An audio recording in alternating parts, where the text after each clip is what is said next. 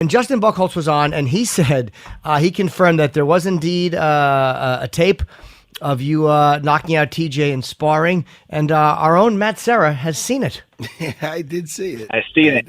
I seen it. He synced it. I seen it. Yeah, I think that's so anyone who thinks you were making that up, you certainly are not making that up. Oh, I know. That's the thing. I don't have to lie, and that's the thing. I never wanted to come out about that. The only reason that I did say something in the media about that is if you remember, if you look back on Dominic Cruz, TJ Dillashaw sit down with John Anik. Dominic's like, oh, yeah, you beat your teammates up. And TJ's like, yeah, as a matter of fact, for the past 3 years, I beat them all up. And I was like, oh, pump the brakes. I was like, I don't remember me laying on my back looking up at the lights. You know what I mean? That's what I said. And then it portrayed into this. And Justin actually has the video. It's not even my video. Justin has a video on his GoPro. I remember that day, like 4 people got knocked out. Justin knocked out someone.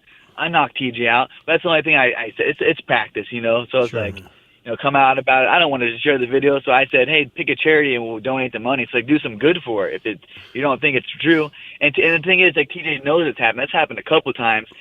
It's like, he's just like, dude, we have video proof of it. So everything you say, he says the video never happened. It never happened. Right. Or I got knocked out and don't remember it. That guy, after that happened, that was the second time it happened. He chased me, or not chased me around the gym, but he followed me around the gym for like 30 minutes saying that he slipped. I'm like, dude, let it go. It doesn't matter. I don't care if you slipped or I knocked you out or what. I don't care. I saw what I saw. You got up after that and did the stinky leg across the gym. I know it's like, it doesn't matter.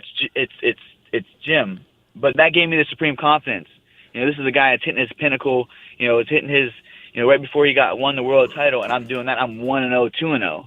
This is 3 years ago, 3 years ago. I'm 10 fights, better. Not saying that TJ, since he's left, gotten worse, but he sure in the hell hasn't gotten better. He went from knocking guys out in the 4th and 5th round to not knocking anybody out, or not even knocking anyone on their ass in 2016. So that's performance-based right there. So Scott, I'm so sorry to interrupt. He has to get to training. Oh, who's this? Who is that? Joe. Yo, Cody, go, Mom, hang up the phone. I'm on the phone, Mom. Yeah, it's like the kid.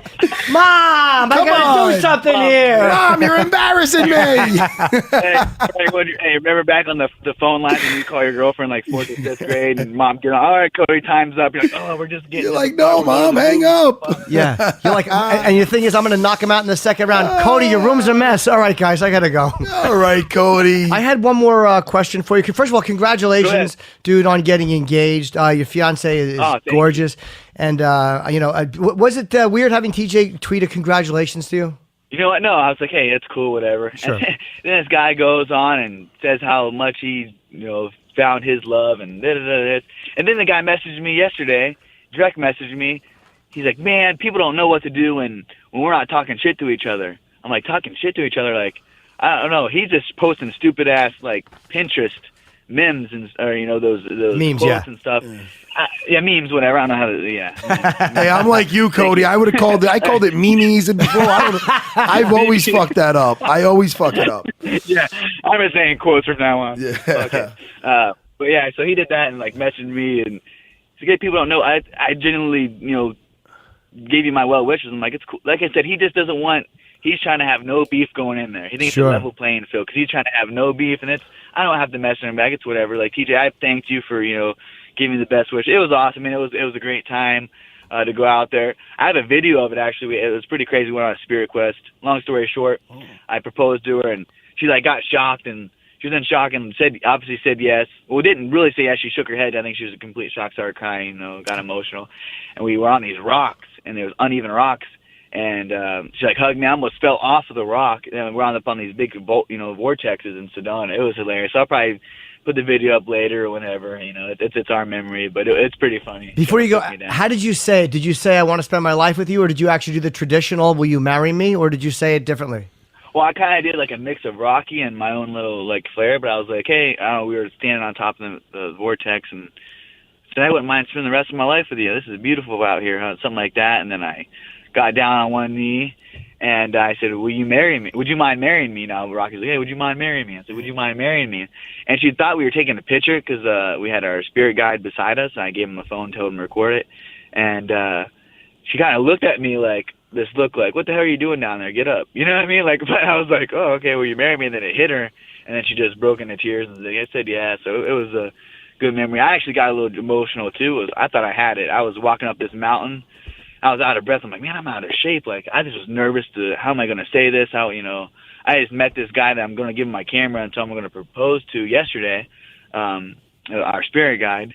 It turned out great, man. It was all organic and just happened, and it was great, man. We had a blast out there, and I went out there for myself, our relationship, but now it's on. I'm here back in Sacramento and healthy. I have my health. I have my family, my fiance, and my teammates. I'm just ready to go get back to the grind. That's something I love to do. I love going and traveling and doing all these other things with the platform that with being the UFC champion or being a UFC fighter or whatever you call it. But I love being out here in the gym, blood, sweat, and tears with these guys and helping them advance in their career and helping me keep advancing in mine. So I'm excited to get out here. And today's sparring. So first day, second day back, and it's sparring with some killers. So. Well, good luck, buddy. It's congratulations, and you're a great guy, man. And I'm really, really happy for you. I was happy when I saw that on Instagram. And get to training. And thank you for a great season so far. The Ultimate Fighter. You and TJ are awesome together, and it feels organic and real. And again, man, we'll see you July 8th. Good luck to you. Yeah, champ. Hey, I'll probably talk to you guys before. I hope so too, man. Awesome, man. Take care, Cody. You guys. All right, be good, buddy. Later, see you guys. Take care. Champ. What a nice guy, man. I really like Cody. Yeah, man. He's a solid dude. By the way, the pressure on that other poor guy when Cody Garbrandt hands you his camera and says, I'm proposing to my fiance to not fuck up that shot. Well, who's the spirit guide? What was that about? I don't know. He said, again, a lot of guys. Ask, but I was afraid the mother was going to pick up the phone again, whoever that lady was. I ask him next time because a lot of people have these spiritual guides, whether they're guides through sobriety or guides into religion or just spirituality or connection. A lot of guys find a lot of comfort and a new way of life in that. It's not uncommon. I've heard somebody else just say they had a spiritual guide. I don't remember who. I read about it, somebody. But I think it brings peace and calm and who knows? In that crazy sport, with all that fighting going on and all that pressure, maybe it helps to have somebody who is not a coach. Sometimes you want somebody who will tell you things who's separated from you. Like there's a thing in sobriety you do where you have to do something where you confess all of the things you've done wrong to somebody. And it's a spiritual cleansing. It's not about going to jail. It's not about being judged. And a lot of times you'll do that to somebody or they say if you don't want to, find a clergy person or a doctor, somebody who you don't know, who you can just unload on. Sometimes a spiritual guide is a little detached from you as opposed to a coach or a good friend. So they'll tell you shit that other people might be afraid to tell you. Like a therapist. In a way, yeah, they'll see things. By the way, this is why I love Matt Serra. Matt's right hand is on his head right now.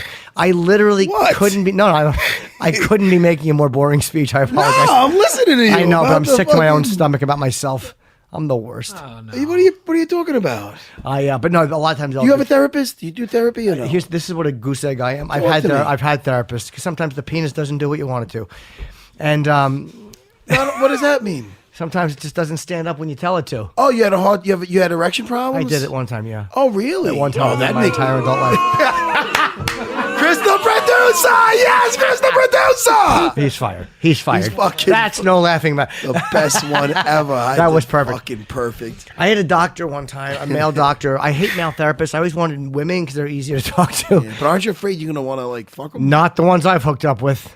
No. Oh, really? No, I'd rather fuck Chris's beard after that. These women have, this one guy fell asleep while I was talking to him in Highland Park, New Jersey. Oh, that's so great. I'm like, are you awake? And he goes, sorry, I had a long night. Come on, that is so... Yeah. But good luck to Cody. He's very believable, very hard to, and again, TJ is too, though, so I don't know. I like both of these guys, but... Listen, people leave the team, they go where they belong. I told you, Henzo Gracie said that to me a long time ago. Master Henzo taught me many lessons. I have to have him in here again. Yes, I would like to meet him. What are you reading? I was reading Jesse Taylor. I was saying how great he looked in that fight last night. Powerful guy. He looked unbelievable in that fight. He's a guy, in a way, I feel bad for because he got cut. It's after season, I don't remember, was it season 7? I don't know. So I don't remember. Yeah, and he didn't lose. He lost because he partied a little bit. And he had a predestined thing, though. Like, he's like, I was going to win that. You never know if you were going to win that fight, know. Because didn't people think, who was it that beat Court McGee or somebody that beat Uriah Hall? Who? No, it was Gaslam that beat It was Uriah Gaslam Uriah Hall. Yeah. It was my first instinct.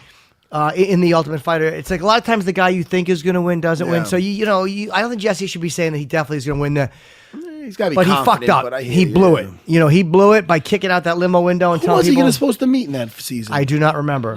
Chris, I'm making you earn your money today, Chris. But Dana, you know, in fairness, I think that was Forrest, and I forget who else was at Rampage, and he said, "You gotta go." I think it was season 7.